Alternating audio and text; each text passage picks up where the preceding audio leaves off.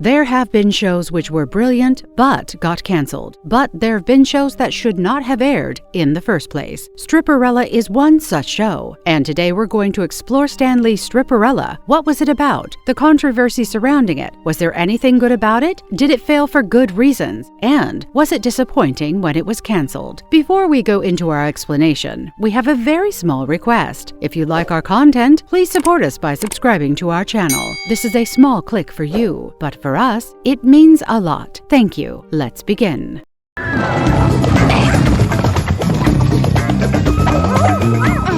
Who is Stripperella? Stripperella is a bodacious female superheroine. It's a secret identity of Erotica Jones, who works as a stripper at Tenderloins. She is the lead character in the adult animated superhero comedy Stan Lee's Stripperella, which is of course created by Stan Lee, the co-creator of Marvel Comics superheroes like Spider-Man, the X-Men, and Iron Man. She fights crime in employment with FUGG agency in consultation with Chief Stroganoff.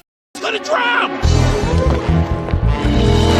Lucky for her, Stripperella.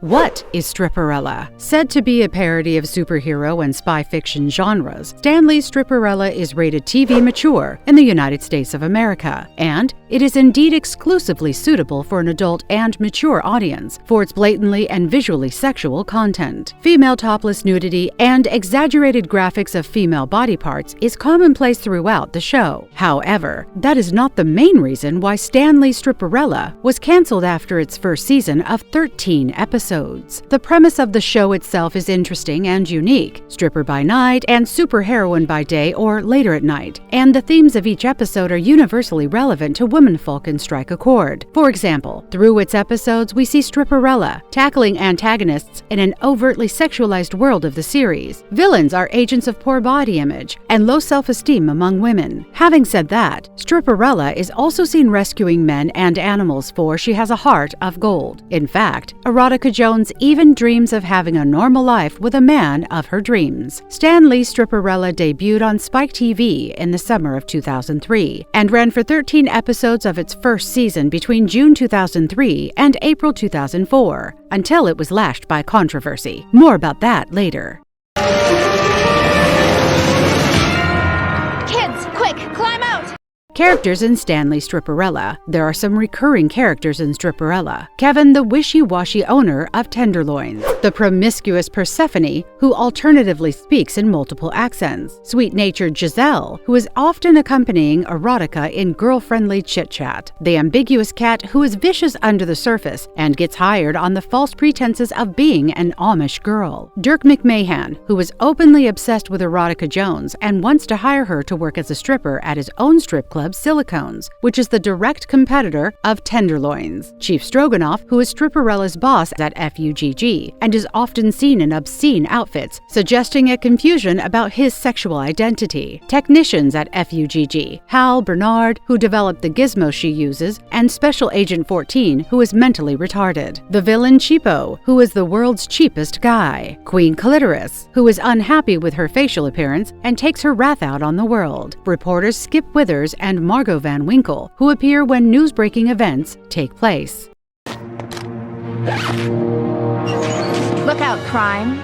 I'm gonna take in the news for the right reasons. The series was backed by a strong team and had sensible and substantial storylines. At the time of pitching the show, Stan Lee had said it won't be dirty, but it will be funny. It was produced by Spike Animation and The Firm, and its CGI animation was delivered by Nickelodeon Digital. It was conceptualized by Stan Lee, who then offered the idea to writers to play with, and it was a project created at the nascent phases of Stan Lee's production company POW Entertainment. Stripperella was created with the involvement of the gorgeous and very popular Pamela Anderson, who not only voice acted, but was also the muse of the characters of Erotica and Stripperella. Not only that, motion capture technology was used in the production of the show to capture Pamela Anderson's anatomy as accurately as possible within the limits of animation.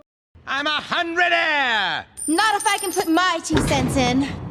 Strip!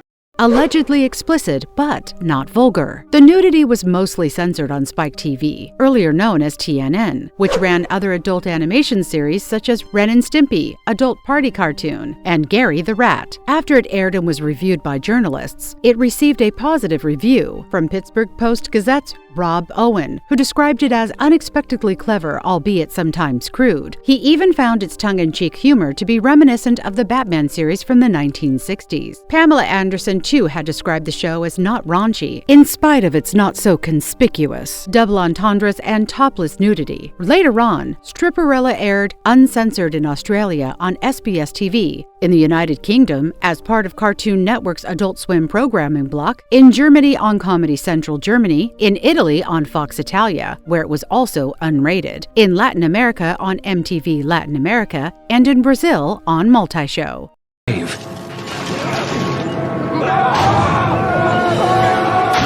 Stripperella's look and powers in comparison with other female superheroines. While female superheroines are typically seen in short skirts and corsets or body-fit athletic costumes with or without capes, looking all chic and powerful, Stripperella's costume and look goes higher on the scale of sexuality, glamour, and self-confidence. She wears a windowed jacket, flaunting her ample breasts, a double-split miniskirt, sashaying over her plump buttocks, an eye mask, and thigh-high boots. She wears her hair in a bouffant, is blonde, has a copper-tone complexion, and wears dark red-colored lipstick. It's hard to compare Stripperella's look with that of other superheroines, but it is easy to find some reminiscence of the voluptuous Pamela Anderson, who has been a style icon since her days on Baywatch, and of the character of Catwoman. Just as Catwoman became super powerful as she embraced and unleashed the full potential of her femininity and felinity, Stripperella's powers are rooted in her sexuality. Well, that may do well to explore the meaning of the show. Stripperella literally employed her powers with the use of her hair and breasts. Her breasts have lie detectors and work upon touch. Her navel piercing beeps when she gets a call from FUGG headquarters. One of her other powers is breast expansion, as they inflate to higher bra sizes upon inhaling. Wonder what purpose is that to serve? Her hair is so lustrous and strong that it can work as a parachute? Okay. Her skin is immune to temperature and she can withstand snowy landscapes, even in a bikini. Her cleavage can produce as many objects as she needs, when she needs them. She has powerful lungs with which she can save the lives of anyone, even blowing a monkey out of a tank gun through the barrel. As any well-armed spy, Stripperella is seen using gadgets, usually objects found in a woman's purse, like a lipstick and hand mirror, which serve different functions. Not very usual gadgets are her nipples, which can cut glass and can work like a camera taking pictures.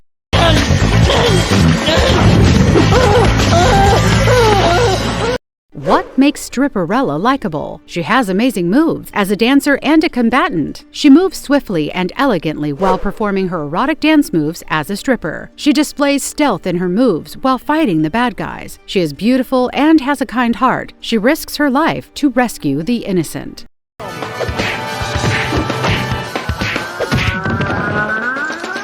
Potentially edgy but boring, distasteful and failed satire. Stripperella was on TV way before Gal Gadot's Wonder Woman topped box office chart. At the time, Charlie's Angels and Powerpuff Girls were all we had for female superheroines. In a way, Stripperella defied stereotypes of female superheroines. And while she is likable for her human nature and feminine qualities like compassion and superhero qualities of risking her life to save others' lives, the writing of the show was boring, and in many places weird in not an entertaining manner. For example, in the episode titled Crime Doesn't Pay, Seriously It Doesn't, Erotica's colleague Giselle's father brings his clients to Tenderloins and informs Giselle that if she fails to please his clients, he will not expect the business deal. While he sits there watching his daughter strip and pinning his hopes on the reactions of his clients, Giselle performs the act of stripping blatantly. She falters and the clients get upset, and her father expresses his disappointment in her and disowns her on the spot. Later on, Erotica Jones persuades Giselle's father to make amends with her with a strip performance, and suggestively something more intimate, and he accepts that by inserting muddy in the strings of her thongs in the middle of her act. Throughout the episode, there is no suggestion of such a relationship dynamic being normal in the world of strippers. Not only is this weird, hard to digest on any grounds of any universe, it's not funny. Wonder what the writers were thinking. Indigestible weirdness is common throughout the series. For example, during a flashback scene scene of Erotica's childhood, it's seen that her real name is Erotica, and the focus of the conversation between her and her classmate is on sexuality. It feels unnecessary. It would have been interesting to learn that Erotica Jones had substantial reasons to become a stripper, but it seems that obsession with sex is the focus of the writing, and thus the show fails to make a real connection on any level with the audience. It misses the balance with reality, which is very important for a satire, or any work of fiction. Even the bouncer allows anyone who is obviously below the legal age if they provide an ID with an old person's photograph, and at the same time does not allow an aged man because he doesn't have an ID? Sure, the writers intended for it to be funny, but it fails to be funny because it does not make any sense and feels overdone, almost cringy. In its attempt to become the first network for men, Spike TV failed to provide content that could provide a real connection with its audience.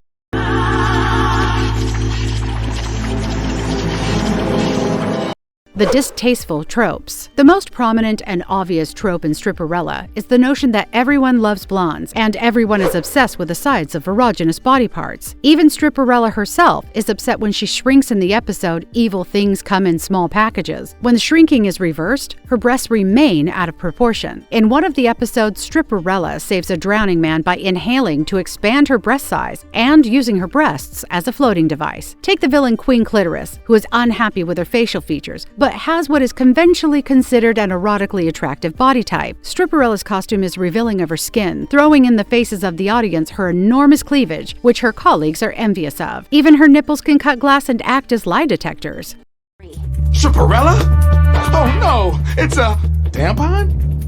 What led to Stripperella's cancellation? It was canceled after its first season, allegedly due to creative differences. The animation style in the episodes had started to look different from the 7th episode onwards. Her eye mask was removed and her eyes were visible. Her previously exaggerated depiction of her irresistible assets were taken a notch higher on the scale of distastefulness and made to look ridiculously exceptional. I wonder if that was due to the creative differences. Apart from that, a controversy had risen regarding the conceptual idea of the premise. A professional stripper named Janet Clover, aka Jazz, aka Stripperella, filed a lawsuit against Viacom claiming that Stan Lee had stolen her idea and she was the true creator of Stripperella. The lawsuit garnered attention from the media at the time, and the story was featured by Associated Press and publications in national media, including People magazine and Entertainment Weekly. Janet Clover did not go through an attorney as she could not afford the lawyer fee. Attention from the media led to attorneys in New York offering their services, but she withdrew her suit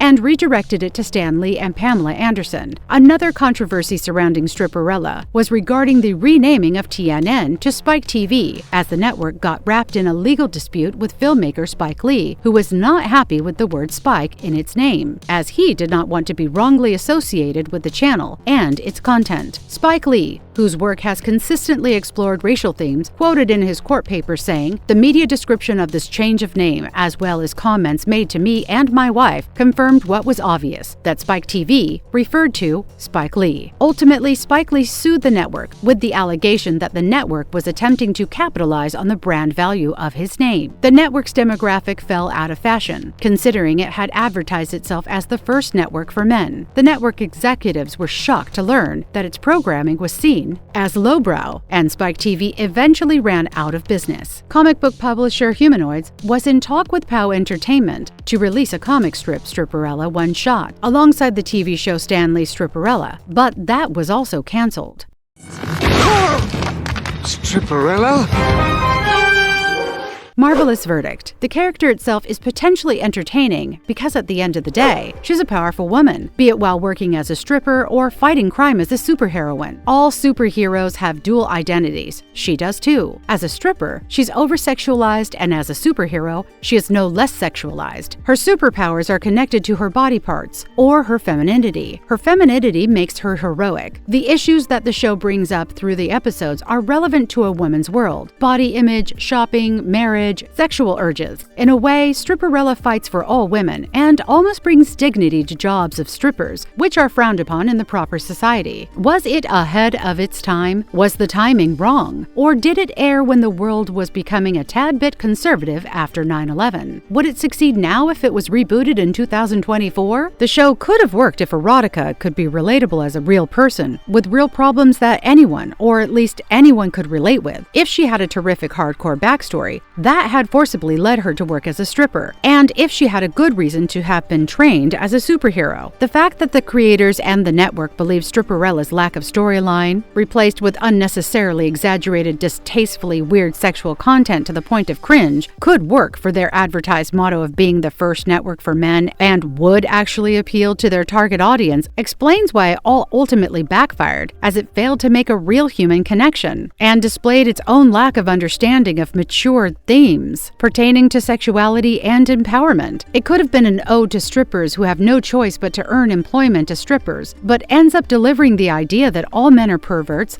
including fathers of strippers, that very dumb people work at strip clubs, and that women are and should be seen as sex objects, even if they're serving society fighting crime. Finally, it could have been a very cool, nostalgic animated TV show from the 90s era, but it's ultimately not cool at all. And if you liked our content, don't forget to leave a like and subscribe to us if you haven't already. Have a good one and be safe. Thanks, everyone.